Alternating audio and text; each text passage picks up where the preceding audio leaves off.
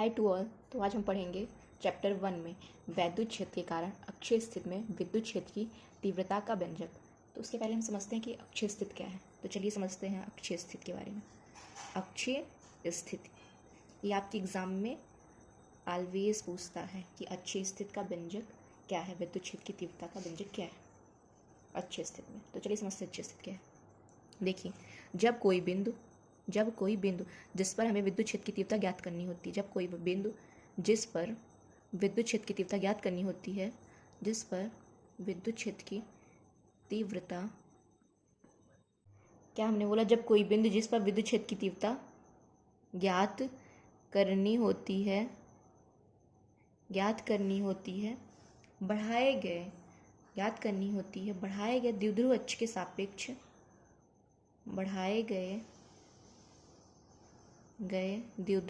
सापेक्ष द्विध्रुव अक्ष के सापेक्ष बढ़ाए गए द्विध्रुव अक्ष पर स्थित होती है तो उस बिंदु को द्विध्रुव अक्ष के सापेक्ष अक्षीय स्थिति में कहा जाता है। तो उस बिंदु को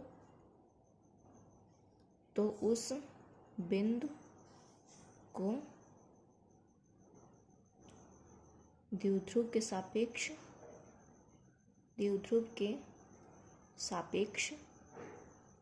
अक्षीय स्थिति में कहा जाता है।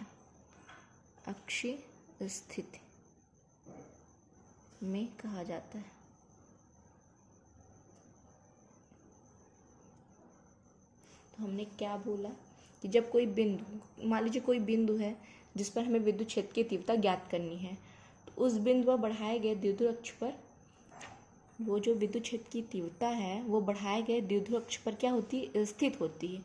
तो उस बिंदु को ही हम द्विध्रुव के सापेक्ष अक्षीय स्थिति में कहते हैं। अब हम इसका फिगर बनाएंगे तो आपको ज़्यादा अच्छे समझ में आएगा। तो चलिए लिखिए, ये हमारी क्या है, अक्षीय स्थिति। अब हम व्यंजक का निगमन करेंगे। कभी कभी क्वेश्चन पूछता है कि अक्षीय स्थिति की परिभाषा देते हुए वैद्युत द्विध्रुव के कारण अक्षीय स्थिति में विद्युत क्षेत्र की तीव्रता का व्यंजक लिखिए। तो सबसे पहले आपको अक्षीय स्थिति की परिभाषा लिखनी रहती है, फिर आप उसका व्यंजक का निगमन अर्थात आप व्यंजक को सिद्ध करते हैं। तो सबसे पहले हम फिगर बनाएंगे। तो देखिए, हमने एक फिगर बनाया।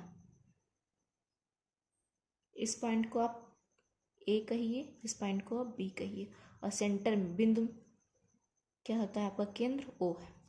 ए को आप प्लस क्यू आवेश देते हैं, बी को आप माइनस क्यू आवेश देते हैं, और दोनों के बीच की दूरी कितनी होती है, यहाँ पे लिख दीजिए। दोनों के बीच की दूरी है आपके 2l।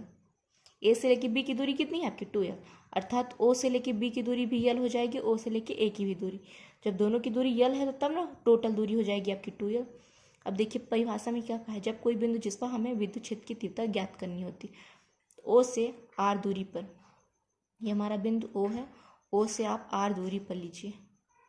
आर दूरी पर एक बिंदु आप यहाँ पे पी लीजिए, यहाँ पे आप एक बिंदु पी ले लीजिए।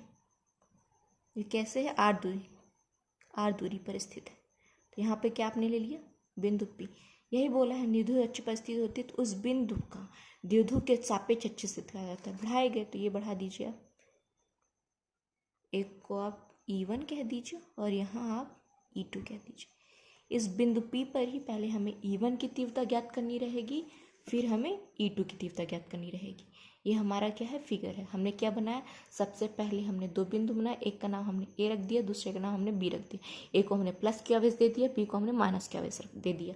दोनों के बीच की दूरी कितनी है, 2l, अर्थात ओ से लेके ए की यल हो जाएगी, ओ से लेके बी की, तब ना दोनों की दूरी 2l है। फिर हमने क्या लिया, ओ से आर दूरी पर हमने एक बिंदु लिया। इस बिंदु पर ही हमें विद्युत क्षेत्र की तीव्रता ज्ञात करनी है। पहले E1 ज्ञात करेंगे, फिर हम E2 ज्ञात करेंगे। सबसे पहले हम जो फिगर बनाए हैं वही लैंग्वेज लिख देते हैं। तो चलिए लिखिए, माना ए बी एक वैद्युत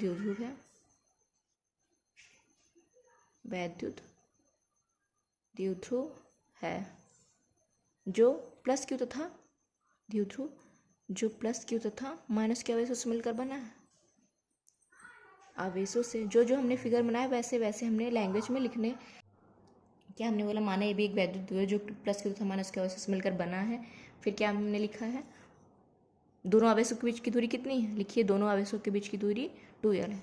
दोनों आवेशों के बीच की दूरी 2l है, 2l है। फिर क्या है, इसके मध्य बिंदु O से, इसके मध्य बिंदु O से, इसके मध्य बिंदु O, यही हमने लिया है ना, इसके मध्य बिंदु O से r दूरी पर एक बिंदु P है। इसके मध्य बिंदु O से r दूरी पर एक बिंदु P स्थित है, एक बिंदु P, एक बिंदु P, r दूरी पर एक बिंदु P स्थित है, जिस पर विद्युत क्षेत्र की तीव्रता ज्ञात करनी है। इसी पर आपको विद्युत क्षेत्र की तीव्रता ज्ञात करनी है, इस पर विद्युत क्षेत्र की तीव्रता ज्ञात करनी, ज्ञात करनी। देखिए हमने जो जो फिगर बनाया था वैसे हमने लैंग्वेज लिख दी है। क्या क्या लिखा है, माना एक विद्युत है जो प्लस के तथा माइनस के आवेशों से मिलकर बना है, एवं दोनों आवेशों के बीच की दूरी कितनी है, 2l है। इसके मध्य बिंदु O से, इसके मध्य बिंदु O से r दूरी पर एक बिंदु P है। इस बिंदु P पर ही हमें विद्युत क्षेत्र की तीव्रता ज्ञात करनी। हमने बोला पहले हम E1 के P के द्वारा हमें E1 की याद करेंगे, फिर इस P के द्वारा हम E2 की याद करेंगे। तो लिखिए A पर स्थित प्लस Q आवेश के कारण, A पर प्लस Q आवेश स्थित है, A पर स्थित प्लस Q आवेश के कारण बिंदु P पर विद्युत क्षेत्र की तीव्रता, विद्युत क्षेत्र की तीव्रता।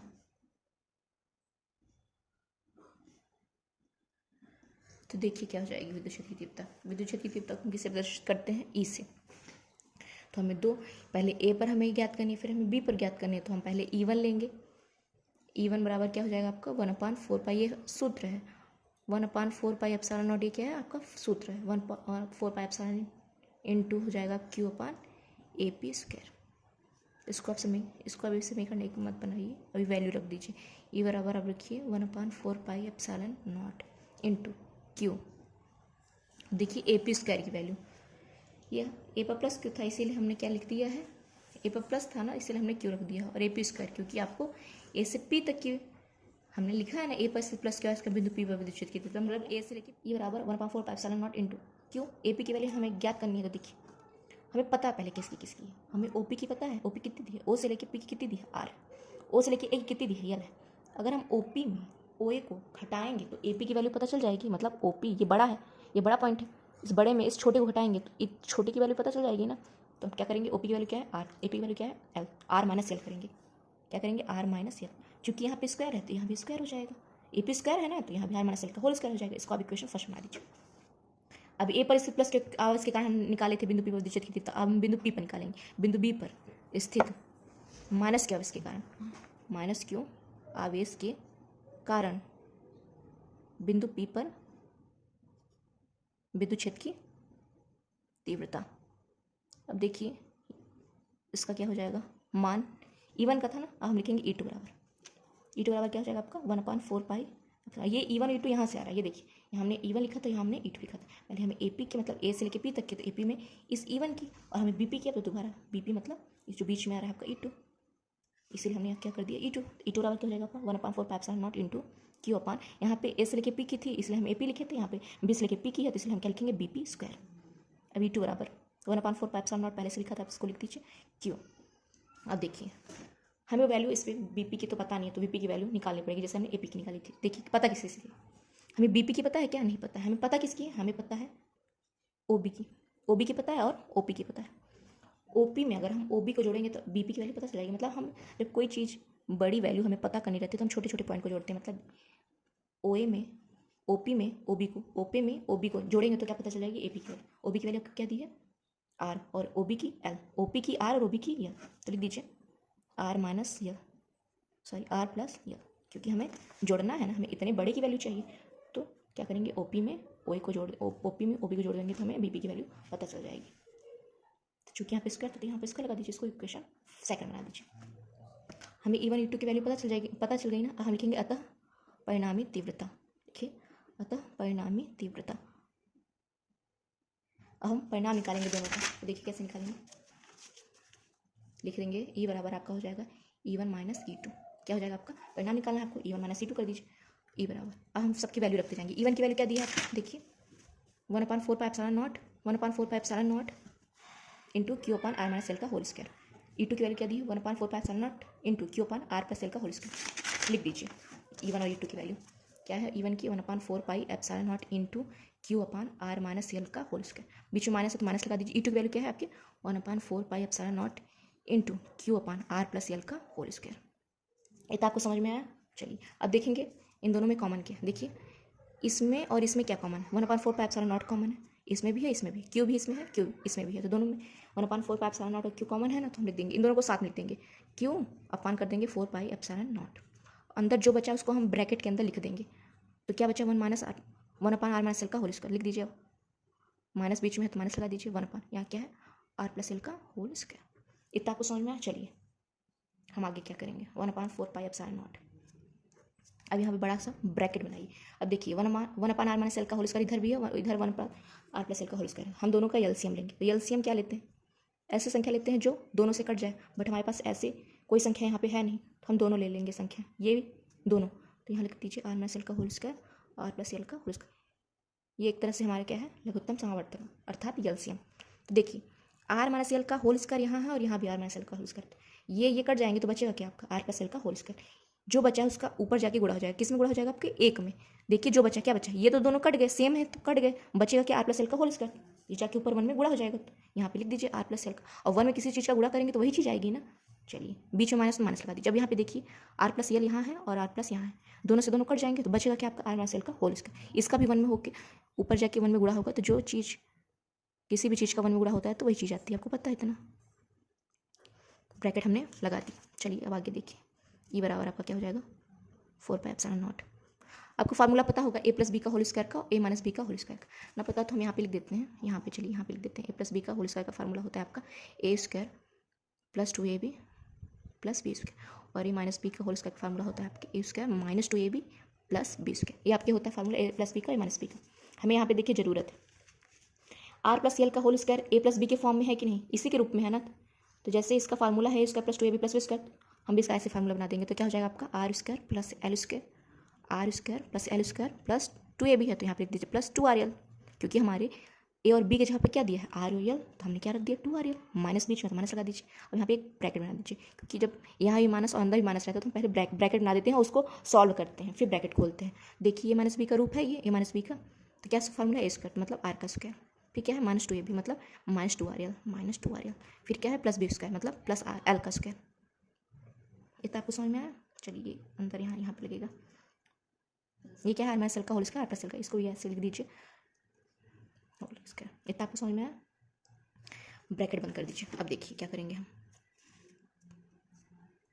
4 पाई epsilon not bracket r² + l² + 2rl था, वही हम लिख दीजिए। अब देखिए माइनस के अंदर गुणा होगा, मतलब जो चीज़ प्लस में थी वो माइनस में हो जाएगी, तो प्लस r है तो माइनस r हो जाएगा, -2rl है तो +2rl हो जाएगा, +l है तो -l हो जाएगा। जो चीज़ नीचे उसको लिख दीजिए r-l का होल स्क्वायर इंटू r+l का होल स्क्वायर। देखिए जो चीज़ प्लस माइनस है तो उसको काट दीजिए, r से r कट गया क्योंकि ये प्लस ये माइनस, ये प्लस है ये माइनस, तो बचा क्या 2rl लिख दीजिए। देखिए 2rl में 2rl जोड़ेंगे तो कितना आएगा 4rl, 2 में 2 मतलब 4। ये अंदर क्या बचा r-l² होल स्क्वायर r+l का होल स्क्वायर। ये देखिए किसका फार्मूला है, यहाँ पे हम आपको समझा देते हैं किसका रूप है। a² - b² का फार्मूला होता है आपका a + b into a - b। ये आपका इसका फार्मूला होता है a² - b²। अब देखिए यहाँ पे r-l है मतलब a - b, r+l है मतलब a + b। अगर आप इसको ऐसे ना कह के आप इसको ऐसे भी लिख सकते हैं, a² - b² का होल स्क्वायर बराबर हो जाएगा आपका a + b का होल स्क्वायर a - b का होल स्क्वायर। क्या हो जाएगा a² - b² का होल स्क्वायर बराबर a + b का whole square into a - b का होल स्क्वायर। ये इसी का रूप है कि नहीं। देखिए r-l का होल स्क्वायर r+l का होल स्क्वायर किसका रूप है, a² - b² का होल स्क्वायर का रूप है।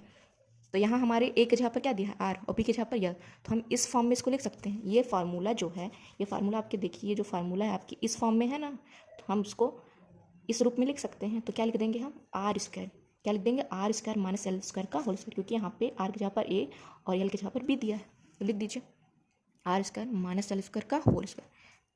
हो गया, आपको इतना समझ में आ गया। चलिए अब देखिए क्या करेंगे, ये बराबर आपका हो जाएगा q/4 pi epsilon not. Bracket खोल दीजिए। देखिए यहाँ पे 4rl है ना, तो हम इसको 2r इंटू 2l कर सकते हैं। 2 दूनी 4 और r का l में गुणा होगा तो rl ही होगा। नीचे क्या था आपका r square minus l square का होल स्क्वायर। इतना आपको समझ में आया? देखिए ई बराबर 1/4 पाई एप्सिलॉन नॉट। ये देखिए ये 2l लिखा है तो लिखा रहने दीजिए। ये जो q है इसका हम इस 2r के साथ गुणा कर देंगे। q इंटू 2 नहीं, यहाँ पे आप r लिख दीजिए, यहाँ पे आप 2l। ये 2r लिखा है तो लिखा रहने दीजिए, बस ये जो q है इसका यहाँ 2l के साथ गुणा कर दीजिए। क्या हो जाएगा? q into 2l। अपान में क्या था आपका? जो चीज़ अपान में थी उसको लिख दीजिए। क्या था? R square. क्या था आपका? R square minus l square का होल स्क्वायर, यही था आपका। चलिए यहाँ पे समझिए 1/4 pi epsilon naught into 2r into p. नीचे क्या था आपका? R square minus l square का होल स्क्वायर। आप सोच रहे होंगे कि ये कहाँ से आया? यहाँ तो हमने क्यू इंटू 2 ये लिखा था, बट यहाँ हमने पी लिख दिया। तो ये कैसे हुआ? समझिए कैसे हुआ। यहीं पे हम लिख देते हैं कैसे हुआ। क्यू इंटू 2l बराबर होता है वैद्युत द्विध्रुव आघूर्ण। वैद्युत द्विध्रुव आघूर्ण बराबर आपका क्या होता है? वैद्युत द्विध्रुव आघूर्ण बराबर होता है आपका P बराबर Q इंटू 2l। क्या होता है आपका? P बराबर Q इंटू 2l। यहाँ पे लिख दीजिए P बराबर Q इंटू 2l। देखिए Q इंटू 2l को हम P लिख सकते हैं। ये क्या है आपका? वैद्युत द्विध्रुव आघूर्ण है, इसीलिए हमने क्या यहाँ लिख दिया है? P। क्या रख दिया यहाँ पे? P। किसका मान है? वैद्युत द्विध्रुव आघूर्ण। क्या होता है? Q into 2l। आपको समझ में? तो आप इसको ऐसे लिख सकते हैं 1/4 pi epsilon not dot 2r का P में गुणा होगा तो क्या हो जाएगा? 2pr। नीचे क्या था आपका? R square minus l square का होल स्क्वायर। यहाँ पे लिख दीजिए यदि l is less than r तो क्या हो जाएगा आपका? अगर यल आपका आर से बहुत ही छोटा है तो आप यल की उपेक्षा कर दीजिए। लिख दीजिए यल की उपेक्षा करने पर, यल की उपेक्षा करने पर। तो जब आप यल की उपेक्षा कर देंगे तो यल आपका यहाँ से कट जाएगा तो क्या बचेगा? 2pr। यल कट गया तो आर स्क्वायर पहले से ही था। जब यल कट गया ये तो ये स्क्वायर नहीं कटेगा, ये स्क्वायर था तो था ही, रहेगा ही, बस कटेगा क्या आपका? यल स्क्वायर। जब यल नहीं है तो स्क्वायर भी नहीं रहेगा तो क्या बचेगा? आर स्क्वायर का होल स्क्वायर। ये बस कट गया, ये माइनस एल स्क्वायर आपका गायब हो गया तो क्या बचा? आर स्क्वायर का whole square. 1/4 pi epsilon naught into 2pr। देखिए अंदर आर स्क्वायर का होल स्क्वायर है ना, तो 2 का 2 में गुणा हो जाएगा तो क्या हो जाएगा आपका? आर की पावर 4। देखिए यहाँ पे हमारे कितने आर हैं? 4 आर। यहाँ पर आपके कितने आर हैं? 1 आर। 1 आर से 1 आर कट गया तो क्या बचा आपका? देखिए 1/4 पाई एप्सिलॉन नॉट इंटू, यहाँ से आर कट गया तो क्या बचा? 2p। और नीचे 4 आर था तो 1 आर कट गया तो क्या बचा? आर। 3 आर बचे तो आर क्यूब लिख दीजिए। ये बराबर आपका क्या जाएगा? 1/4 pi epsilon naught into 2p upon r cube. यही आपके वैद्युत द्विध्रुव के अक्षीय स्थिति के कारण विद्युत क्षेत्र की तीव्रता का व्यंजक है। अगर आपको समझ में आया तो आप स्क्रीनशॉट ले सकते हैं। ये देखिए